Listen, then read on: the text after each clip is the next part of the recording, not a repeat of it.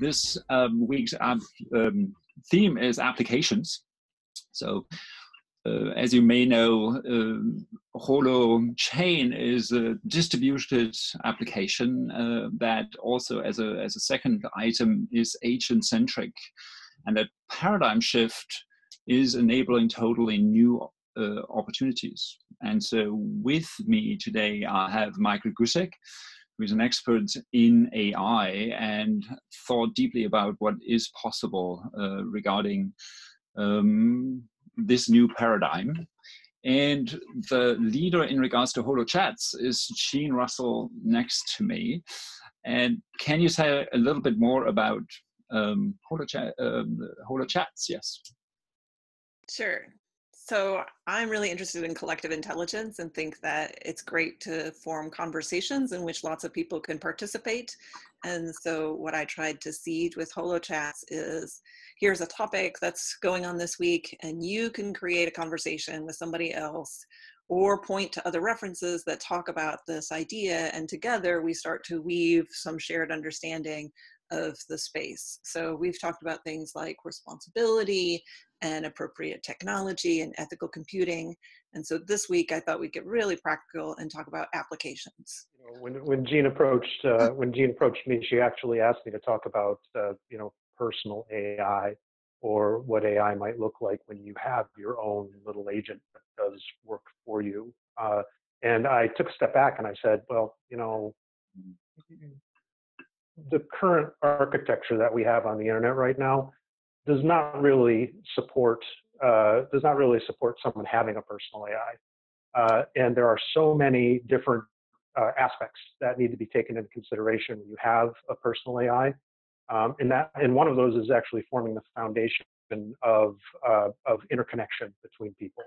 And one of the big social contract that we have with one another, and we've always had with one another, is commerce. And using commerce to connect us, as some of you might know in the room, I've been working with financial industry payment systems companies for years now, and helping them secure their networks or helping them look for threats on the internet. And the places, it's funny, the funny thing is it's like the places where there are threats on the internet, they use very organic connections with each other to be able to facilitate trust networks to do their commerce. So at Sovereign Intelligence, when we're looking at in the dark web for certain kinds of connections, one of the things that we pay close attention to is their trust network. And if one person connects to another to do commerce, that person is usually invited into that network to do commerce with a technology like Bitcoin or so on and so forth. So what we have right now in the regular internet is a commerce system where there is a centralized person who is controlling the commerce between you and another. It's not truly peer-to-peer. And that gives that entity, or that centralized entity, a lot of power over your information, a lot of power over how you do commerce. And when you talk about something like an application that could be built on Holochain, you're actually taking back a lot of the power that has been taken from you. What do I mean by that is something like how you go to a store and you actually buy something, or your buying patterns and things like that, including your own personal identifiable information, are taken into someone's data center, and all of those transactions taken together give that company the ability to have information that you as an individual do not have. For instance, you guys might have heard, one of the predictive analytics AI technologies that Target put forth was somebody got creeped out because they got sent coupons for diapers and they didn't even know they were pregnant yet, or some story along that line. So there are powers that come along with having these centralized data centers and data sources that, if in a decentralized world, you would be able to take advantage of those technology, of those that data a lot more than a centralized person could. Uh, when you talk about commerce from not an individual perspective, but from a business perspective, there are companies out there who are paying exorbitant fees for doing transactions. And, the place where I live in California, 10 out of 10 businesses don't like taking credit cards here. They would rather have cash. They have little signs on their, they have little signs saying, please pay cash. It's getting very, very hard for businesses to be able to transact on these payment networks due to these fees. So when you think about what they might be able to do, is by having their own decentralized payment network, they would be the arbiters and the people in control of their own fees, which would effectively be pushed down to zero. So I'll stop there and kind of like pause and make sure to see if anyone has any questions about what I'm talking about. Yeah, I want to comment. So Matthew Schutte, one of our Holochain people, was recently in Berlin and was at a restaurant who was like the first place to take Bitcoin. And he asked them, like, when was the last time you got a payment through Bitcoin? And they're like, we don't even remember. It's been so long, because now the fees on Bitcoin are so high that they're going to exceed the cost of the meal. And so blockchain, while it might have promised that, frictionless interaction, actually the fees have gotten too high. So what needs to happen there, in your imagination, for that to be successful? Well, I got in an argument with a guy on the internet about what a middleman actually is, and it's funny, the cultish behavior of the Bitcoin people is they protect their little Bitcoin idea. They hold it very, very close to their heart, and I can appreciate that. I'm the same way with AI, but the argument was that their argument is that there's no middleman, and I'm like, but you have to pay for the transaction, and where's that money going to? It's going to a centralized authority, and it's going to somebody who is the controller of that network. And those fees, the reason those fees are going so high is not. The funny thing is it's sure there's a regulatory piece of that that's associated with that with those transactions. But really what it is when you have a centralized authority, and this is going to get a little philosophical, but when you're using centralized authority to do things in transactions or anything in life, you're using the pieces of human nature that allow you to profit are also centralized. And when you centralize greed, stuff goes flying through the roof. And it's like, right now, Bitcoin and cryptocurrencies are hot, so it's this great thing. And everyone's trying to cash in on it. And it really, really surprises me how there is no balance in a centralized system, unless you're really, really, really disciplined. And sorry, but people in general are really, really disciplined. The balance between being able to see the root cause and the failure qualities of something in the greed and the greed or profit that could be associated with something new. And when I personally looked at Bitcoin, I was getting invited to Bitcoin this, Bitcoin that, all over the place. I looked at Bitcoin and I'm like, this thing is, it's not going to solve anything other than show us where the system is going to fail. So I don't discount what Bitcoin is doing. I actually appreciate them jumping into the fray and like trying to figure out, what the space might look like. But if the people who know me, in my opinion, is that if you're going to give currency to people, you do it like a dollar bill. You walk around with dollar bills in your pocket, and those are untraceable in a way that Bitcoin is not. that's another little, from a security perspective, it's like these guys think that they can't be traced. I can tell you that you are being tracked and traced, and I'll just stop right there and kind of like leave that alone for now. But when you're dealing with something like Holochain, it's much, much harder to actually do a traceable transaction, and that's actually balanced with the trust network kind of like putting the top on bad behavior. So I want to note that somebody's come in and said, Bitcoin is now only 35% of cryptos, and they're involved in Faircoin, and there are many others. And so it's not the nature of the system that happens, right? It's not the nature of a decentralized system that it's also going to end up with lots of fees. It's just the first one is the one that ended up going in that direction. And so how would you distinguish one that's not going to end up with that fee issue? And then can we move back into trust networks? Like, what does forming a trust network look like? What's working for that? Well, can I do the trust networks first?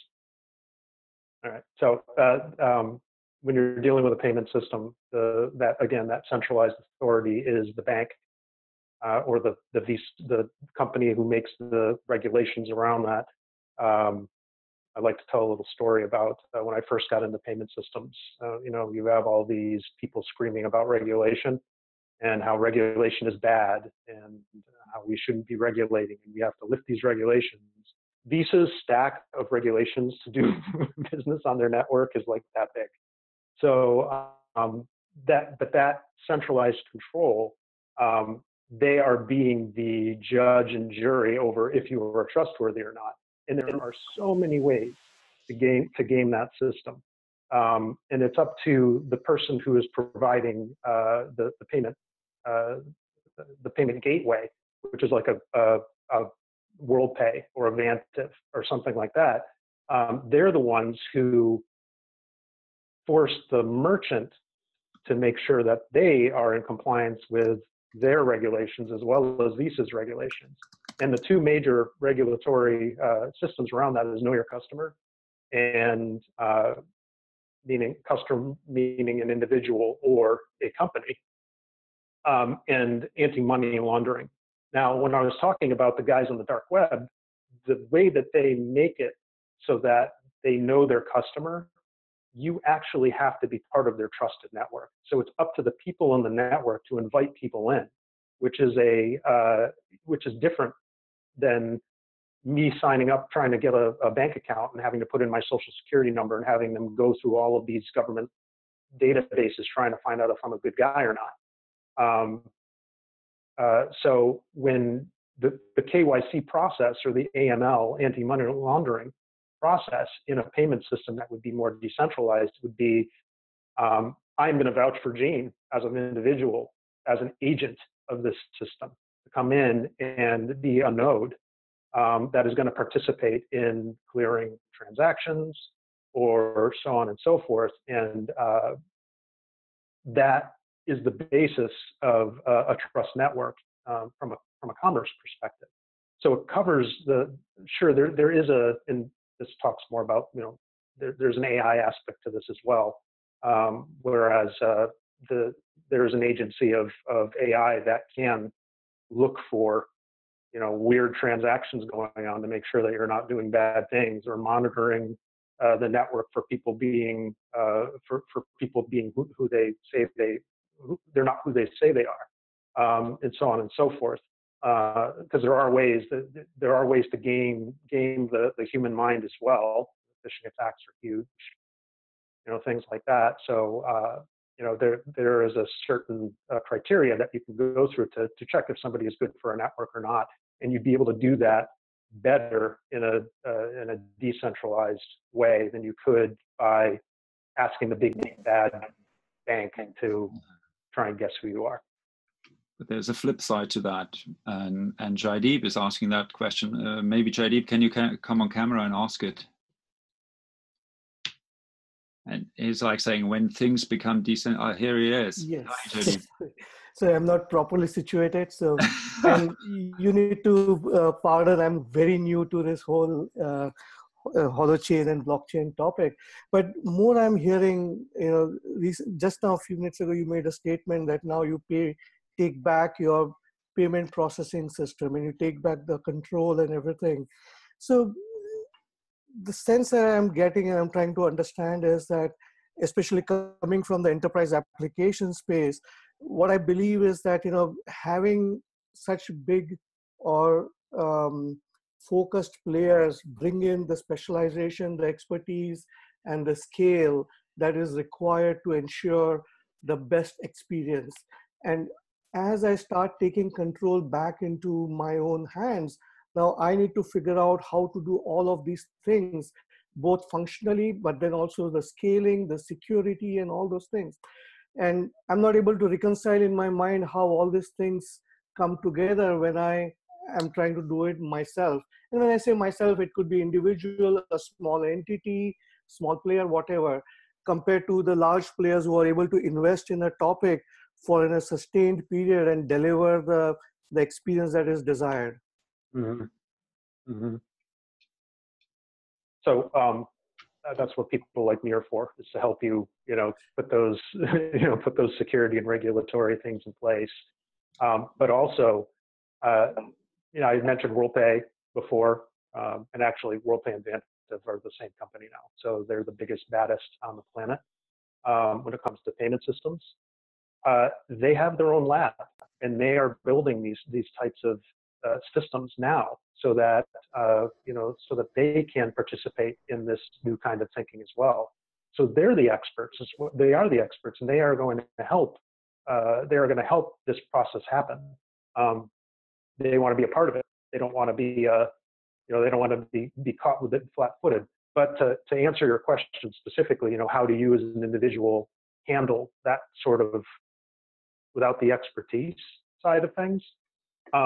When you're building a distributed application that has to do with, a financial, invite me into your financial network kind of situation, as a user who doesn't know and doesn't want to do anything, honestly,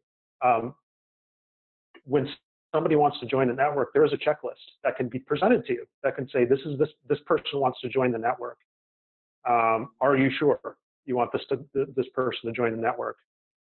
This is a blob of information that they have provided. Is that enough in your mind? Would you like to ask them some questions? Blah, blah, blah, blah, blah. So that and I'm just throwing this together right now. I honestly want to think it through, as we all would want to think through from the regulatory perspective. How do we make it safe for people to transact on this network? But there are ways that you can involve the individual to make the decision from a regulatory perspective to have them allowed in, and you can do that through just a UX UI experience kind of situation. Does that make sense? A little bit, but I still need to, because in my mind, I'm still stuck at, if every time a new person joins in and I have to take approval of all the other people in the network, I'm just thinking in terms of enterprise size scales, how many touch points you will have in taking approvals of, okay, this new person or entity is joining the network, and now the million others who are in the network needs to say yes or no to it. Maybe I don't understand the domain well enough. Yeah. Can I jump in there? Please, so first of all, the thing about Holochain is we don't require a global ledger, so there's not a lot of effort we're making towards global consensus of that. So I can't imagine us going in the direction of saying everybody needs to approve that person. But what comes up for me is something closer to like what Grameen Bank did with microfinance, when they said it's not one person that gets a loan, it's a set of people that get a loan, and they are all responsible to make sure that each of them show up as appropriate and that loan gets paid off. And they're so much more successful at getting loans paid off because there's that group that's holding each other to account. And so it's about how do you set up systems where other people have real accountability for accepting somebody into the network. So if I accept you and then you turn out to be a bad actor, there are consequences to me. And this is normal in our social DNA, like we Correct. already understand what that's like in our neighborhood, but to embody those systems in a decentralized network that allows us to take responsibility for each other. So you don't let somebody in unless you feel like you can have that kind of accountability held for you. That's But you right. might only do that for 5 people. Yeah, that's right. That's right. So I did want to kind of like just kind of like talk about the security aspect of having a distributed network as well. There's something in our line of work and security line of work that we call an attack surface. And that can be a physical attack surface, or that can be a virtual attack surface. And I learned this really cool term from one of my intelligence friends, and it's called the hacker economy. And what hackers depend upon is having a centralized attack surface. If the way computers are built right now, this is the story he told me, and it just makes so much sense. The way computers are built right now is that they build a lock that works, and then they take that lock and they put it on all the computers with the same key that goes into it. Does that make sense? It doesn't really, but we've been doing it for years. His software, by the way, what it does is it actually scrambles the locking combination so that every time a new computer is imaged or software is put onto that computer, it scrambles all the deep binaries, but I don't want to get too technical about all that kind of stuff. It's actually really great technology. But by doing that, he is disrupting that centralized attack service.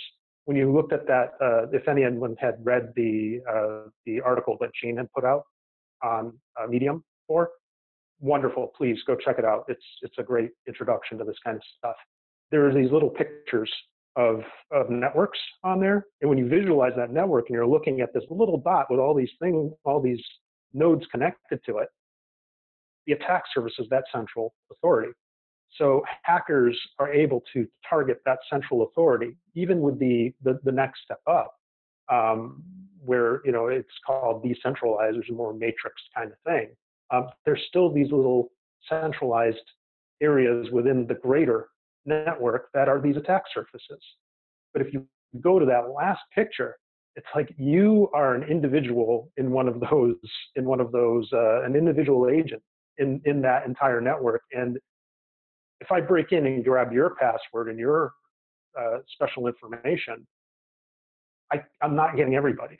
I'm just getting yours because of the nature of how a network like that works. And honestly, that disrupts the hacker economy completely. I'm going to have to go and find one person and target them and get nothing out of them, but maybe their social security number. And then, so I think you can see where I'm going with securing things like that. So we've talked about creating trust networks through commerce. We've talked about how security can be bettered in a DApp. And now we'll get into what my specialty is, which is artificial intelligence. And I kind of touched on how AI can be helpful in these networks, but from a personal AI perspective, once you have that secure, personal, vouched for, trusted agent for yourself created in this DApp network, your data is protected. Your data is owned by you. Your transactions are owned by you. Everything about what you do in this network is owned by you. Your AI is now, my old friend Monica Anderson called them confidants. And it's a great term because your AI is only wants to know what you know, and not necessarily has to know what another AI knows, but those AIs can talk to each other and share what's only necessary. So when we're dealing with from the personal perspective, you've got this greater realm of protection around you, so that when you have an AI that's managing your schedule or managing your email or whatever the app might be, it'll be up to you as an individual to share what you want to share. So I'll stop there. Yeah, so I wanted to give a personal example of this, of like, what would that really look like in practice? And I imagine it in a medical scenario. So like I've got my Fitbit and it's generating some information for me. And then I've got like my doctor's appointments and all the things that I've done interacting with hospitals or whatever.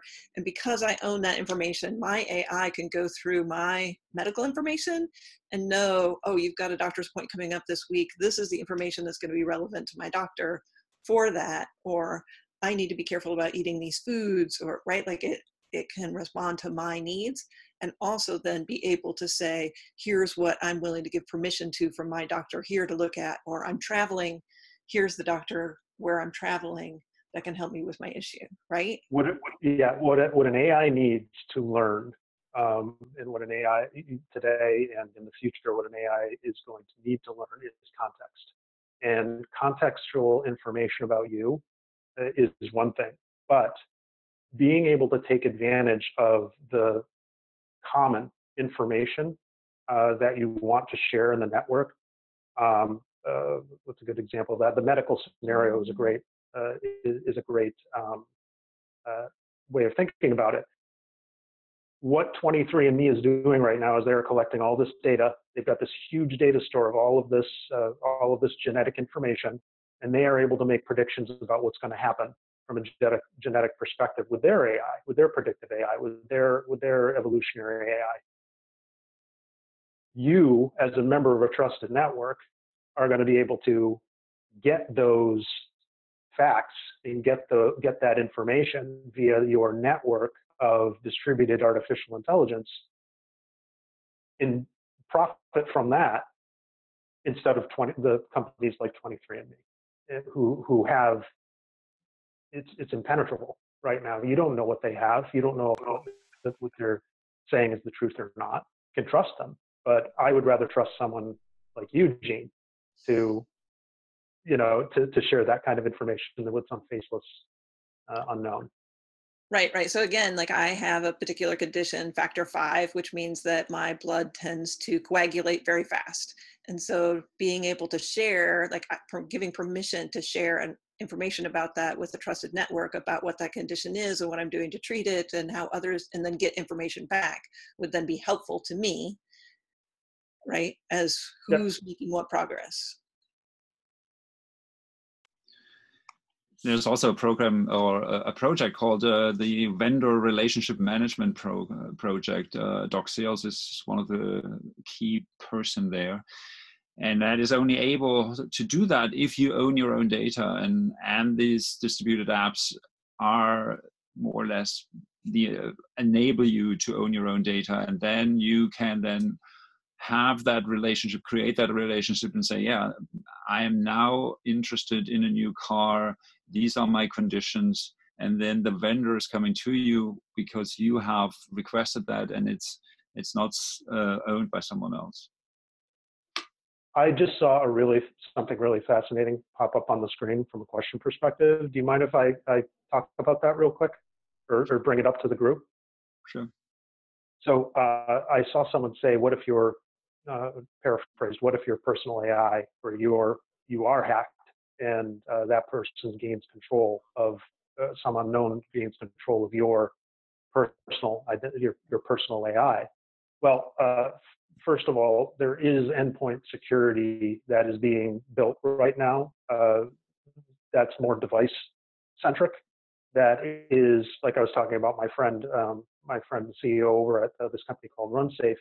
He's actually developing this technology that makes it very, very difficult for a hacker to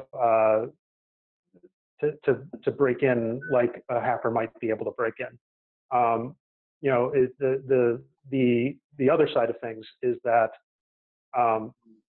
if you start behaving strangely and you start behaving in a way that isn't aligned with what the network sees to be normal behavior, just like if you walked into a room of your friends and you started like spinning around and steam coming out of your ears, they're going to ask you what's wrong with you.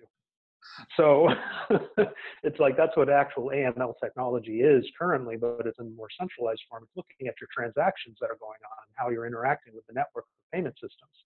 So if you all of a sudden start acting strangely, or your AI starts acting strangely, the rest of the AIs rise up and suppress you until you find out what's wrong. So it's kind of like a self-fulfilling security network as well.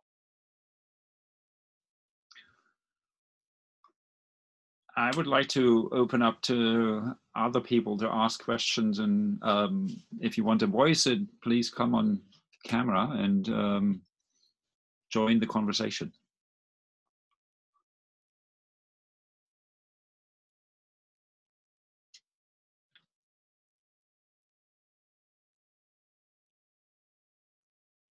While we wait for anybody to jump in, I want to share back at the KYC AML stuff, that this is something that we at Holochain have really struggled with, in particular because we are a bridge between both of those worlds. Yes. And so in order to get banking to operationalize the Holo business, they said, oh, you need to do KYC. And we're like, oh, but most people in Bitcoin, Ethereum are not having to do this KYC process. And they're like, well, you need to do this whitelisting thing so that we need to make sure that we can check off these boxes, because otherwise you can't convert your crypto into national currency and use our bank. Like, we won't accept those funds. And so we've had to be on that edge of what does it mean to interoperate with the traditional world that requires KYC in these specific ways, and wanting to be open to creating a more distributed place. And right now, in order for our ICO to run, we're having to operate constrained by what the banking regulation is. But we're interested in, as we move forward with Holo and managing microtransactions, what we can do for KYC there.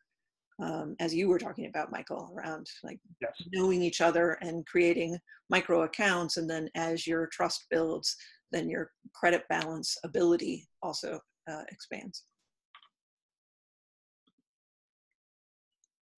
Yeah, that is absolutely correct. If I were managing these ICOs, I'd be asking you to do the same thing. These quote unquote entrepreneurs who just come in and try and mess the system up. I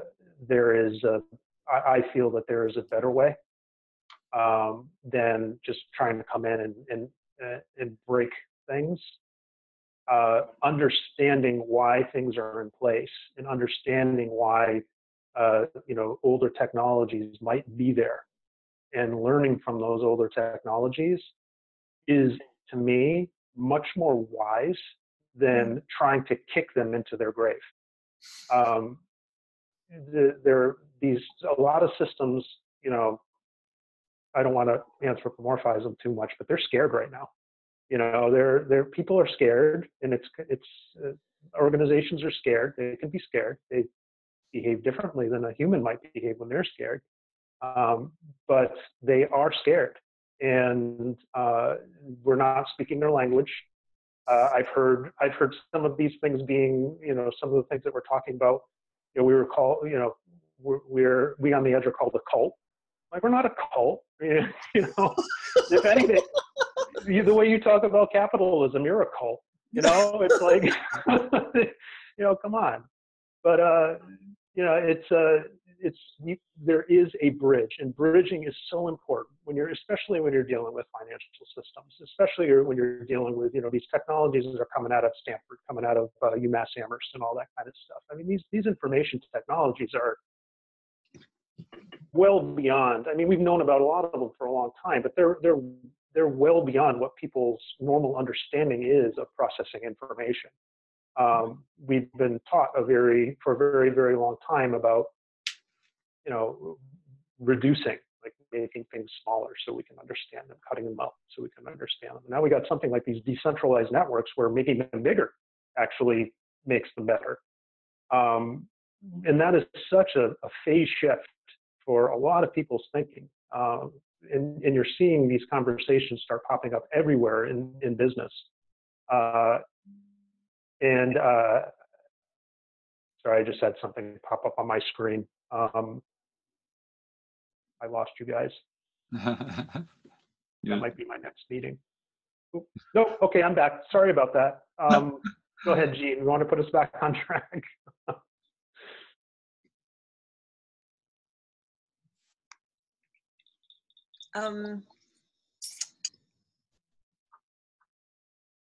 Sure. Can we get back to some of the agent-centric versus data-centric, and why is that mattering in terms of things like personal AI? Like we briefly glanced at that and it was like, oh, when you can manage your own chain, then you own your own data. But most of the decentralized systems out there today are not agent-centric, they're data-centric. And so even when we use the D apps, is that decentralized or distributed? That's not clear, but I think there's an important distinction there around whether it's agent-centric or data-centric, and wondered what you wanted to share about that. I would actually ask you to take a step back and help the audience understand what data-centric and agent-centric means so that we can have that bridge built.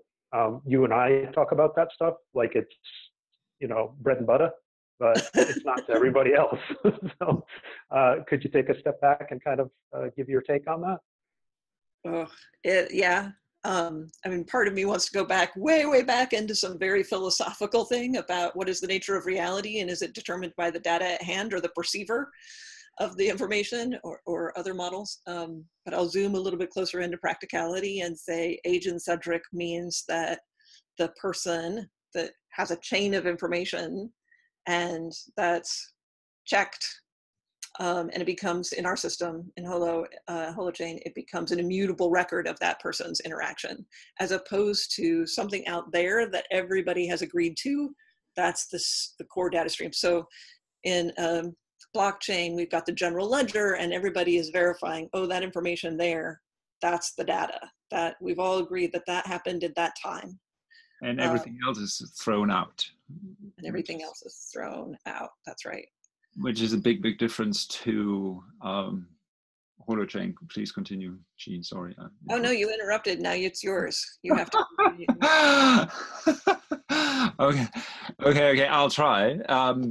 So in the blockchain, there is then one truth agreed on and all the other information is thrown out.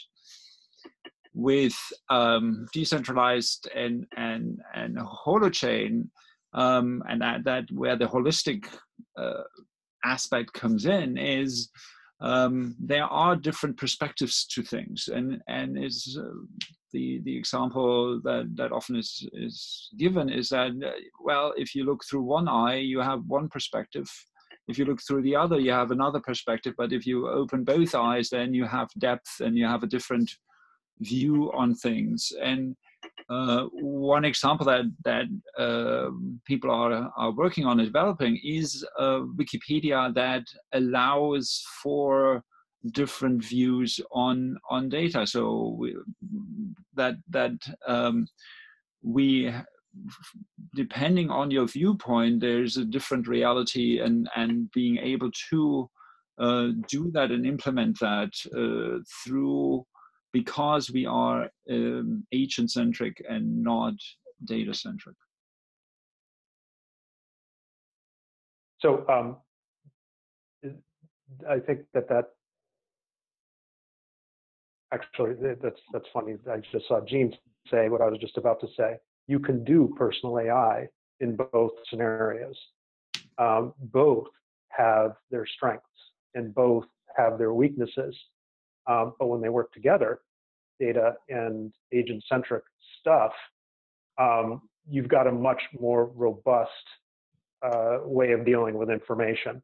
But where the data-centricness happens is not available to everybody. It's only available to you. So you, the agent, become data-centric. And this is, I think, where Jean was kind of saying that, we kind of get into this kind of paradoxical, philosophical discussion.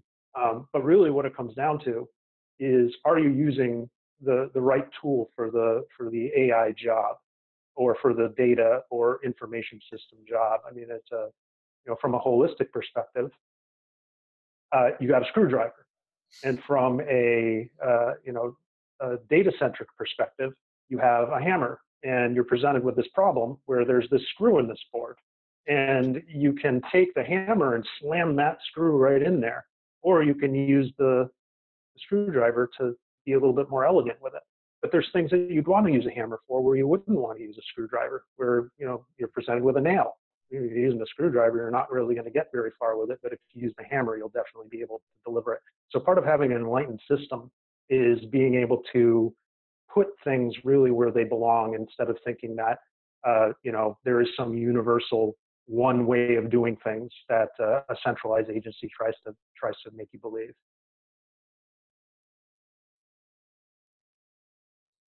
Was that a little too philosophical?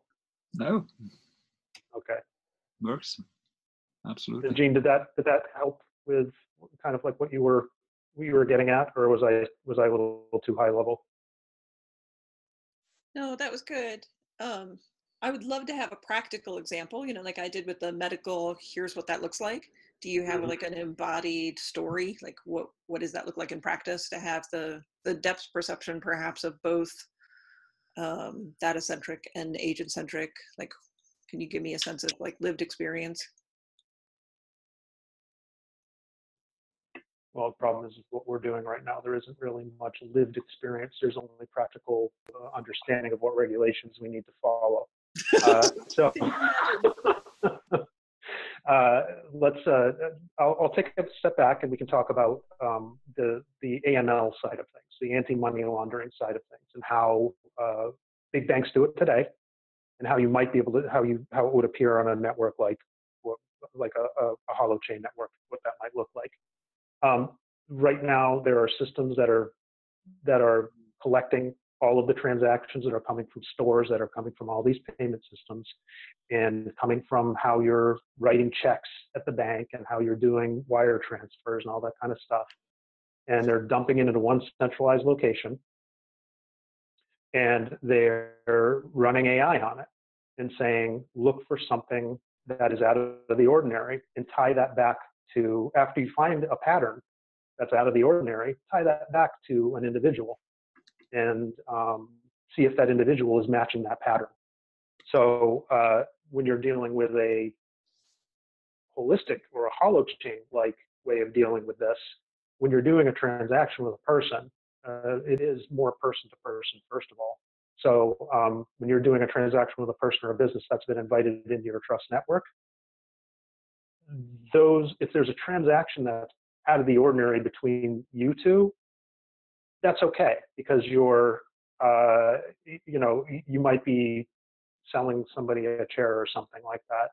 But if an entity or an agent starts doing transactions like that all the time, again, you know, you've got these other pattern-based systems that communicate over the network to each other to be able to start identifying patterns in a more decentralized way. But through their sharing of the information, you actually end up with a more robust system. And I'll just stop right there and back up and just see if I'm getting a little too high level again, and see if there's any way we can like drill in a little bit more.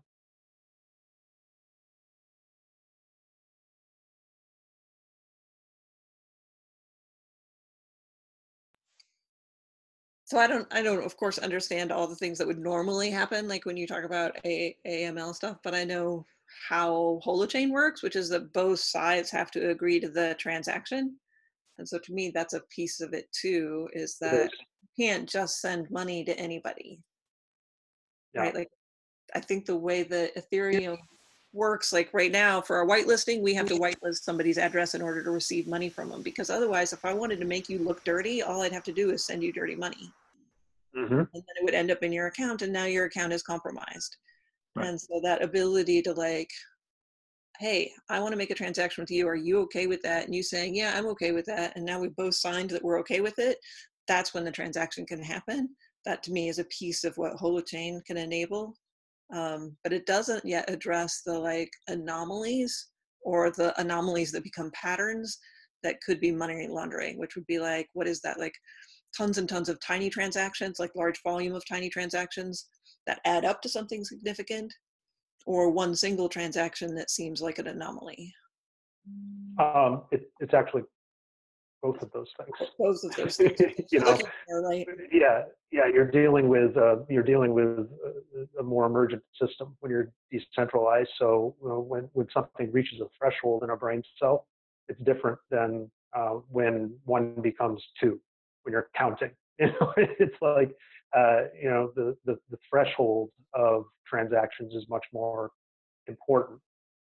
You know, the curve associated with how transactions work is much more important on the distributed network, whereas it's a hard rule that people are still using in the AML space right now that says, if you do this, that is a bad transaction. Whereas in a decentralized format or an agent-centric format, it's seriously the best way to think about it is you're walking down the street, and if you do a dirty deal with somebody, you know, you're able to do that. But if you're but the police are alerted of that through certain behavioral patterns that they can see, like you're walking down a dark alley, or you're and these are abstracted away, but those types of behaviors are also apparent in the Holo world, but they're not. You know, we just haven't spent the psychological cycles like trying to figure out, you know, well, what are those? So we would want to be able to draw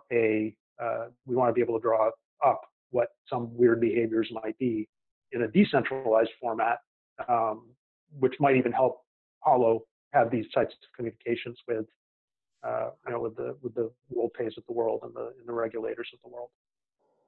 Right. I want to tie a couple threads up, which is that Amaka said, what are the tasks for co-op members for Holo, which is a broader conversation about what does Holo look like.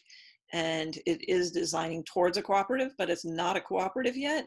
And so in the same way that we don't have precise answers to what Michael is saying, we don't have precise answers to what does it mean to participate as a co-op member, except for to like have a device and be a participant. So I'm interested in how we evolve these questions. And I have a sense that the only way to really do that is through practice. Like that we will start the system and then start to discover, oh, because this is structured in a different way, people are hacking that system in a different way. And so we have to be on the lookout for them and evolve together what those processes are. Is that right? I do think that we can learn a lot from systems and regulations that exist now if we sit down and read them and understand them a lot more. In building frameworks that match to fulfilling the obligations that are asked of us is actually not that difficult. It gives you a place to start. We're going to find new things, of course, that will emerge as new behaviors that we won't expect. I mean, that's the joy of being alive. You know, it's like there is stuff that pops up all the time that's surprising. But the cool thing about surprise is that it teaches you something. So these systems are going to have weird things pop up, just like I was talking about before. You know, a cop might see somebody walk down the street, or an FBI agent might be able to pick up the scent of a bad actor by observing something. We don't know about those observations, but they're trained to recognize those observations. And in the world of a D-app or an agent-centric world, systems are going to be behaving a little differently. But that does not mean that we're not going to be able to fulfill a KYC or an AML situation from the out gate. It's just sitting down and figuring out what are those regulations and mapping what you can currently do in the system to fulfill those regulations.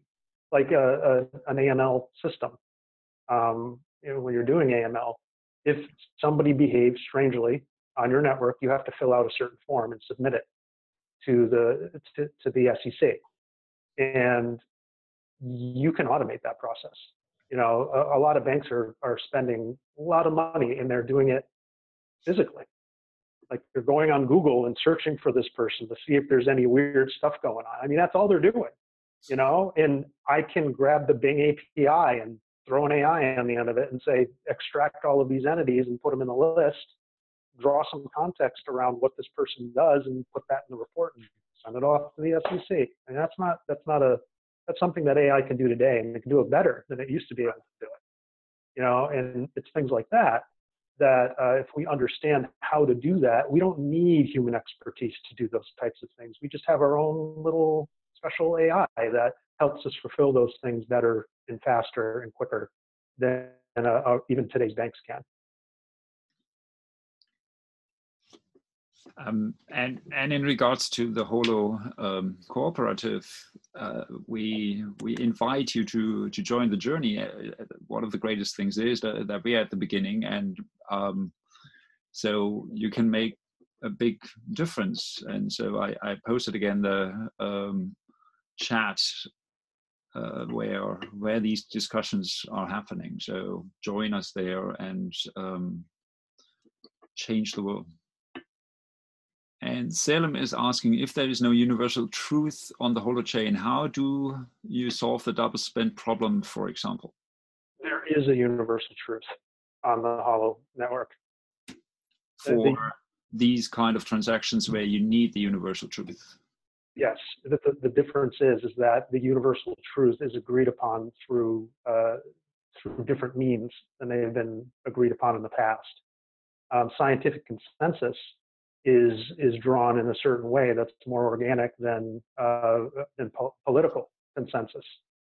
And us knowing the difference between the two and understanding what those differences are, you can draw that social contract in a much different way on a Holo network than you would in a traditional network. I might have dodged the second part of that question. Yeah, and I can answer it a little bit more specifically. So yes to everything that Michael said, and the chain is immutable, and so once you've done a transaction, it's in your chain. And so that little agreement that we make before the transaction is me going, does your chain say what everybody else around you think it says? And so instead of checking everybody, I'm checking a neighborhood, and it's gossiping and checking, oh yes, that's what it said it was before. And so it's consistent with the records that other people have of what's on your chain. And so I know that you have what you say that you have. And if you think about how people spend the same credits. Right. And if you think about how neighborhoods organize themselves, a neighborhood doesn't necessarily mean locality. Neighborhood means I'm an expert in AI, and I'm connecting with all the other experts in AI, or all the other, KYC guys get together, and they're evaluating things in a different way on the network, but they're joined. The fact that they've joined together is with what they're doing and they're doing that on the internet right now, but instead of screaming for attention like we are right now on the internet, your combined knowledge is what is doing the screaming, instead of me as an individual sitting here trying to get people to pay attention to my blog post or my tweets.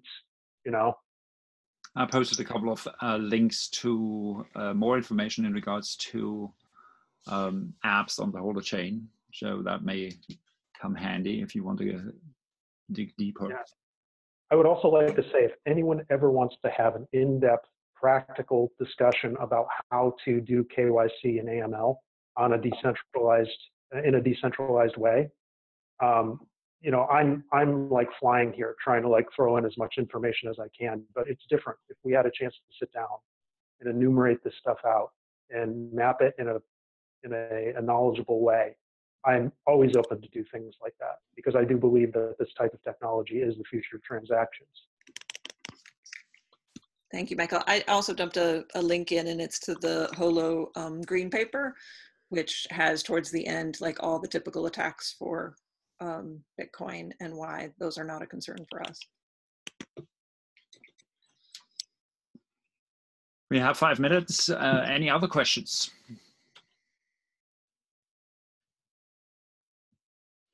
Oh, good. I'm off the hook.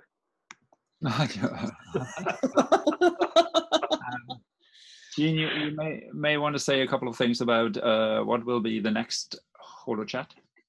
Is there a next Holochat? We are talking about tackling identity in the next one, which is sort of related to what we're talking about here. And I think a bridge between those has to do with Holochain applications are fairly modular. And so if you're designing, let's say you're designing an online community that's going to use Holochats or Clutter or something, like actually there's an identity application, there's a network application, like, and those things get bonded together with an AI on top of it. And so I'm most interested in getting those meta applications that all the many applications will end up touching into worked out. So this is an important piece of like how money is going to be handled and what is a personal AI. And I think next week we should talk about identity and what does that mean in a Holochain context. And I'm always open for other people's suggestions of like, this is a burning topic. We need to talk about this before going further or something. So I'm all ears. Feel free to @ me on Twitter with @NurtureGirl, or get a hold of us on chat.holochain.net.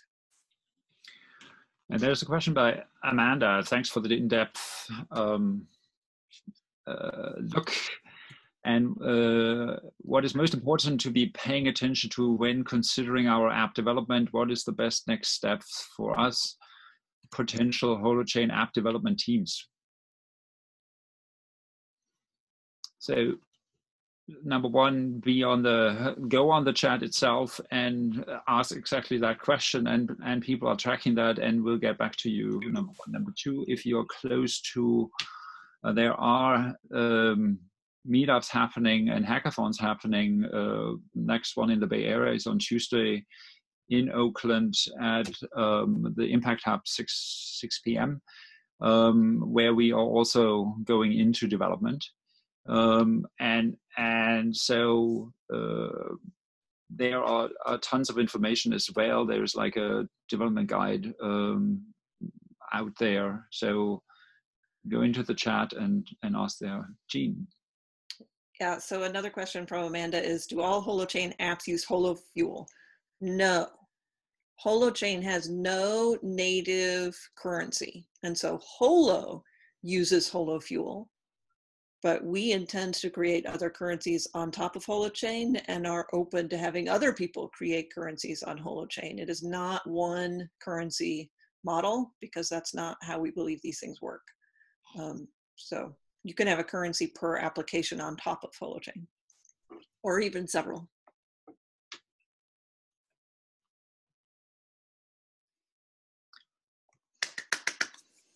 Thank you very much. Thanks for having me, guys. I do appreciate it. Thanks for coming, Michael. Thanks for coming. Bye-bye. Take care, everybody. Bye.